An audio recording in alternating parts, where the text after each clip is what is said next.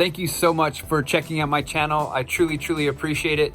Don't forget to like and subscribe. Today we are going to talk about home buying. This is our home buyer's guide for 2020 and 2021. So let's go ahead and get started. How to buy a home in 2020.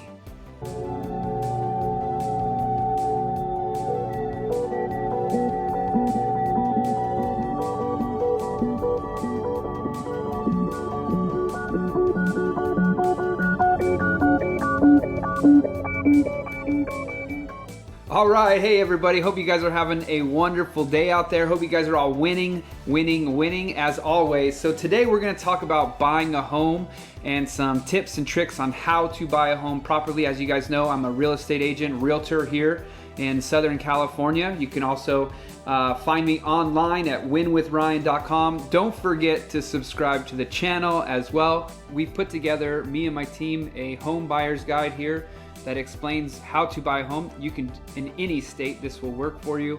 But I just wanted to kind of give you guys some tips. The market is hot and heavy right now, so what do you need to do to be a great buyer in this market? So let's go ahead and get started off. So your home buying adventure starts now. Dear home buyer, welcome to one of the most exciting moments in your life. Your home isn't just a roof over your head, it's where you eat, sleep, raise your family, and build your life. I've created this guide to walk you through all the important steps that you need to take in order to get the most out of your home buying experience. If you have any questions, please do not hesitate to contact me, and that is Ryan Huggins. You can see my email here. It's ryan@originre.com, or you can call me directly, 310-795-8098.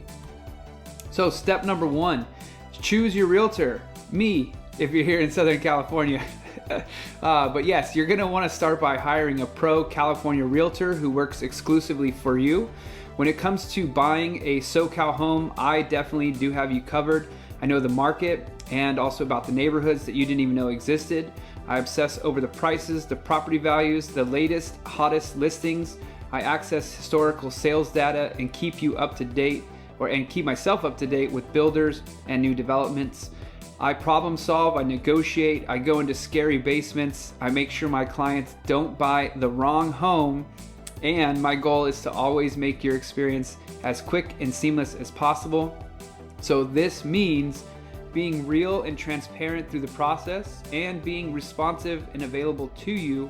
Buying a home is one of the biggest transactions you'll make in your entire life.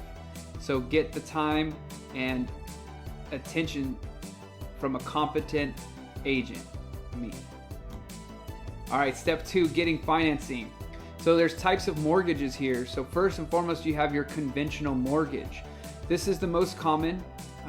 Your lender will loan you up to 80% of the purchase price of the property or its appraised value, whichever is lower, and you have yourself to fund the 20% of the down payment.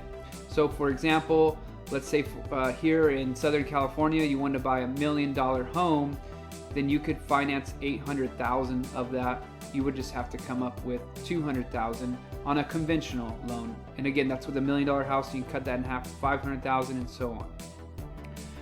You got a high ratio mortgage. All right, if you don't have at least 20% down payment needed to get a conventional mortgage, a high ratio mortgage can advance you up to 95% of your home's purchase price or appraised value. However, you'd be required to purchase mortgage insurance, not to be confused with home insurance, the amount of which would be added to your mortgage principal. Term and amortization. A mortgage term is the amount of time a lender will loan you the money for, typically from 6 months to 5 years when the term is up. The remaining amount is payable in full unless you agree to new financing for another term. Because few of us can pay off an entire mortgage in 5 years, lenders calculate or amortize the mortgage payments over a much longer time, often as long as 30 years. If you guys have all heard of the term 30-year, fixed or flexible, adjustable, right? So 30-year period. They're simply calculating the payment schedule as if it would take that long to pay back your mortgage. You will likely renew the mortgage at the end of your term within your amortization period. So understanding your options. When determining which mortgage best suits your situation, there are some basic decisions that you're going to need to make. First, your interest rate. Your mortgage is made up of two components, your principal and your interest. Essentially, interest is the cost of borrowing the money. So you have a fixed rate. You agree on an interest rate with your lender, and this rate gets locked in for the term of the mortgage. A fixed rate mortgage is great in an economy where the bank's prime rate is increasing, but undesirable if the going rate is decreasing. So a fixed rate, for example, if you signed a mortgage today, 30-year fixed, today is 2020, all right? So that would go all the way till 2020 plus 30 be 2050, and you would have the same interest rate. So right now, let's say you get locked in at an interest rate of 3.25, you would be able to maintain a 3.25 interest rate for the entirety of that loan, which is really good. And right now, obviously, our interest rates are at all-time lows, so now is a great time to lock in a fixed rate. A variable rate. Your interest rates fluctuate with the bank's prime interest rate. Your monthly mortgage payment amount stays the same. However, if the prime rate falls, more of your payment goes towards the principal and less goes towards the interest. If the interest rate rises, less of your payment goes towards the principal and more goes towards the interest. And remember, the principal is the actual amount that you owe. The interest is what they're charging you to borrow the money. So in reality, you want as much money going to principal at all times as possible, because that helps you pay off the actual mortgage. All right, so let's talk about shopping for a lender. So most people believe that the best lender for them is the bank that they already have an account with. They're persuaded by ads on the branch walls about consolidating their services with the same provider. Personally, I've always shopped from my home loan using a mortgage broker. And here's why. A mortgage broker versus banks, okay? Big banks, they have only a limited access to their own mortgage rates and terms. They'll post posters and discounts on their rates, but you are responsible for negotiating these terms with them. On the other hand, a mortgage broker, they have access to multiple lenders and mortgage products. They shop around for the best mortgage terms tailored to your individual circumstances. They negotiate for you pretty much. Well, not pretty much, that's what they do. And they present you with the lowest rate for the market.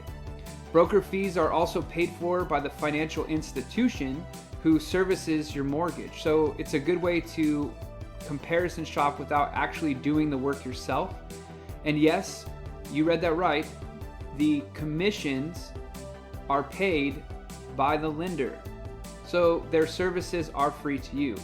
Here's the mortgage broker that I recommend. This is my friend George Lopez. We do all kinds of work with this guy. He's phenomenal here in Southern California. He's with JL Mortgage Group, his own mortgage group. You can reach him at 949-244-2191, or you can email him at lopez@jlmortgagegroup.com, or you can also reach out to me and I can get you in touch with him if that makes you more comfortable. You definitely want to get pre-approved for a mortgage. Okay, your broker will help you get pre-approved for a mortgage to give you the confidence of knowing how much you can afford, and this in turn will help you know the price range for your homes that should be focusing on in your search. A mortgage pre-approval will be in writing, generally valid for 90 to 120 days, and will require you to prove your income and credit history. If you don't have something in writing and you haven't provided financial documentation, then you likely don't have a mortgage pre-approval. Ensure you have a pre-approval before embarking on your home hunting journey. Knowing how much your lender is willing to loan you will eliminate the risk of uncertainty of being able to obtain financing once you find your perfect home. So what's really crazy too, in this market specifically right now, it is definitely a seller's market. So sellers are selling their home at all-time highs and with all-time number of people trying to buy that one house. So let's say, for example, there's a house on the market right now for $500,000. Typically, there's 2 to 3 to 5 people that are actually in a bidding war to buy that one house. So if you're going out and looking for a home and you are not pre-approved officially for your loan, it is a waste of your time because that home will be purchased by somebody else. It is also a waste of the real estate agent's time because you don't have the ability to buy the home, so you won't even be able to compete against the other borrowers that are out there. So in this market, and really in any and all markets, you get pre-approved. That way the agent will be able to go with you on these appointments, and as soon as you find the home that you like, the agent can immediately put an offer on that house and send the proof of funds and also the pre-qualification letter, and that gives you more of a chance to win that bid for that home. Step 3 is go shopping. Let the fun begin. So you've picked a pro-California realtor to work with and have been pre-qualified for a mortgage. Now it's time to start looking for your new home. Let the fun begin. Create a wish list. What are your needs versus your wants? How many bedrooms must you have? What kind of finishes are you looking for?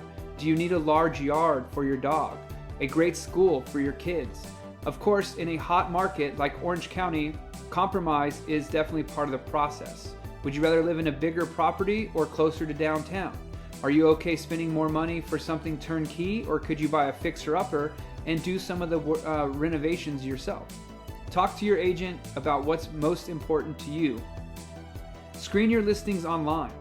Our home search tool allows you to set up custom home search that instantly notifies you as soon as properties hit the market that matches your exact criteria. So what's really cool right here is if you reach out to me and we start to talk about getting you done, we'll get your loan pre-approved. That way we know you can buy a house and we know what price we can look for.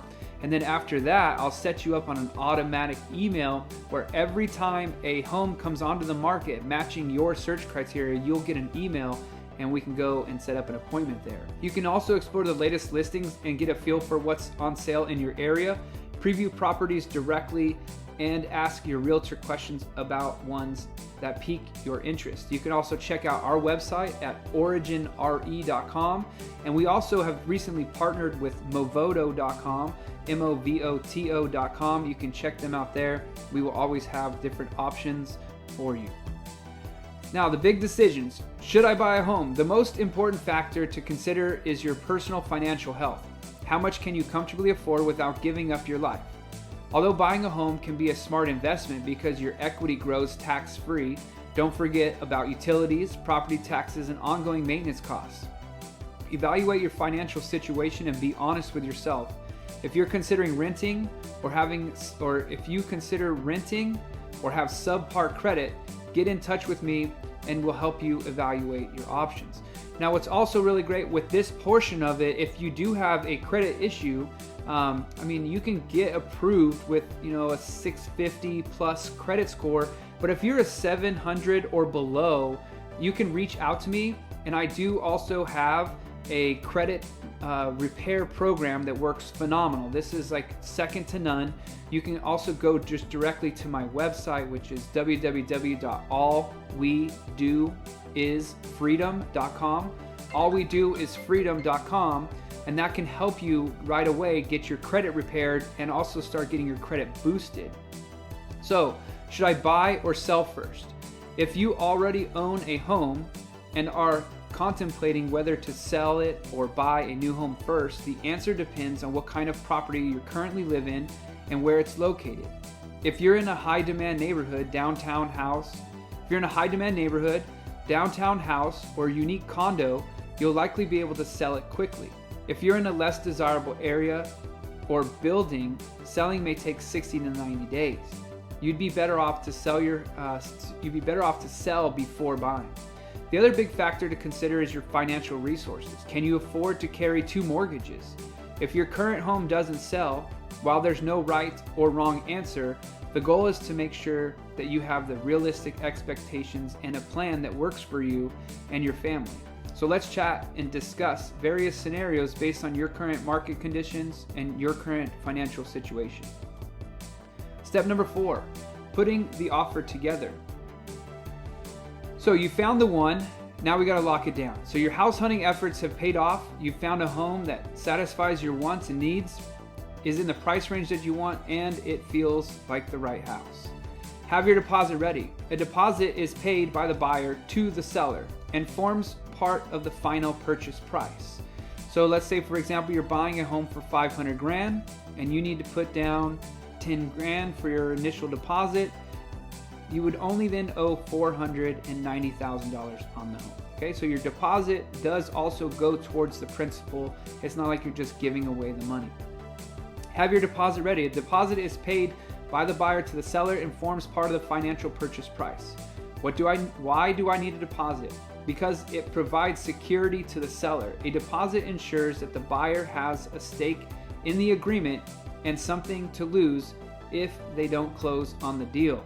So if you're selling your home, for example, and someone wanted to buy your home and they didn't put a deposit down, and then before they close escrow, they're like, I don't want this house anymore, and then they just exit out of the deal, then you're left high and dry, and when you could have had other people looking at your home.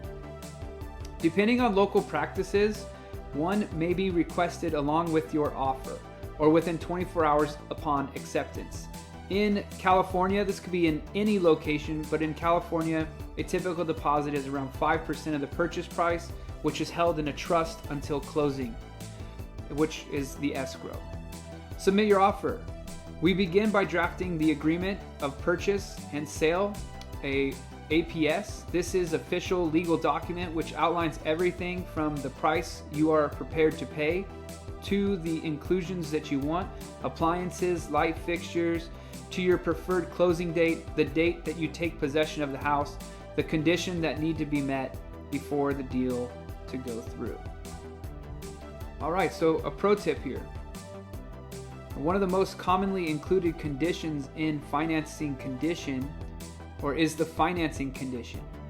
It's used to protect you, the buyer, by telling the seller that your offer to buy their property is conditional on you obtaining financing. So you can actually make it contingent on your loan actually going through. While the legal wording may vary from contract to contract, a well-worded clause states that financing obtained must be satisfactory to the buyer if the sole and absolute direction, or in their sole and absolute direction. This means that the terms and conditions of the financing obtained, the interest rates, the payments, etc., must be satisfactory to you, not just that you were able to obtain financing in general. Meet conditions. In your offer, you may have included, for example, a financing condition, a home inspection, or a solicitor review.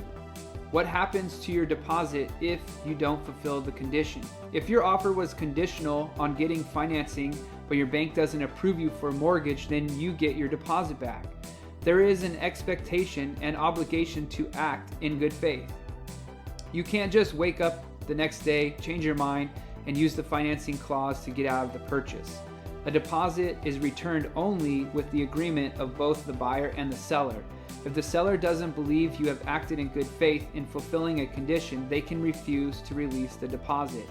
If your purchase was not conditional on financing, or you previously waived that condition, and you are now unable to obtain financing, that spells serious trouble. You forfeit your deposit and risk being sued for additional damage. Powerful negotiation. Once you've submitted your offer, the seller can either accept it, reject it, or counter. During the back and forth negotiations, you may need to compromise on small things, but a savvy realtor will work hard and get you what you want. The close. As soon as your offer is accepted, your deposit is submitted, and there are no conditions to be fulfilled, you have a firm agreement and the closing process can begin.